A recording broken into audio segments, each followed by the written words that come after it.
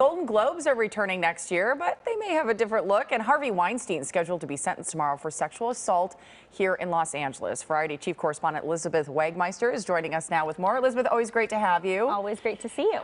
In terms of the Harvey Weinstein case, he faced 4 charges of sexual assault, was convicted just on one woman's testimony. So what does he now face here in the state of California? Yeah, so Harvey Weinstein is going to be sentenced tomorrow. I will be in the courtroom. I covered the entire trial, and he faces essentially up to 2 more decades behind bars. Now, that's on top of his charges in New York. Exactly. So in New York in 2020, he was convicted and is currently serving a 23-year sentence. So now this will be on top of that. He would serve it after he serves the duration of his New York sentence, which he still has about 20 more years left on. And he was convicted on 3 charges here, but as you said, all from one woman's testimony.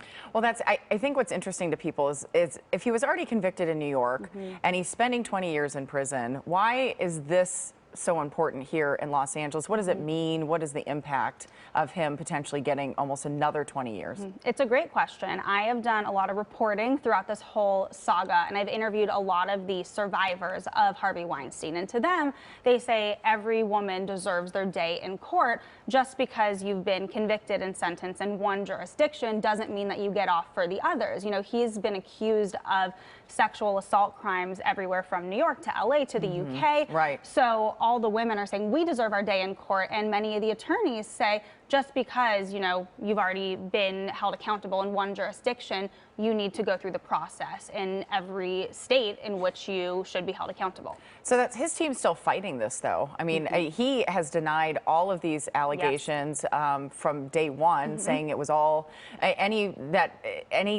sexual act was consensual. Yes. Where are they going from here? What is the fight still about? So it's interesting because his team has put forward a motion that they're asking for a new trial. They say that the court essentially withheld evidence pertaining to Jane Doe 1, who is the woman that the 3 convictions were based on.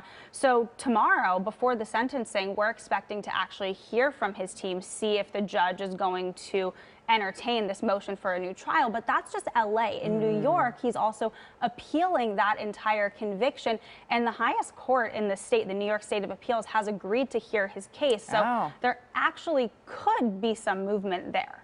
Okay. Well, before we go, I want to switch gears just a little bit here and talk about the Golden Globes, because they could have a new look, new feel, new everything. Yes. So this year we spoke about the Golden Globes the day after, because it was on a Tuesday, which was atypical. Usually award shows are on a Sunday. They were trying to avoid football. Well, now next year they are officially moving to January 7th, 2024, which is a Sunday. I'm like, what day of the week is January 7th? I don't even know what day of the week it is today, but I will be there, even though this is ways away, so I'm already getting excited. But the real news here is the Golden Globes have aired on NBC since 1996, and now, because there was only a 1-year deal last year after the HFPA controversy, now they're entertaining new bidders. And what could be interesting is, are we going to see NBC take it again, or could it go to a streaming service? We're in this new era of award shows looking for more viewership, and this weekend is the SAG Awards, and those have struck a deal with Netflix. So this could actually be very interesting.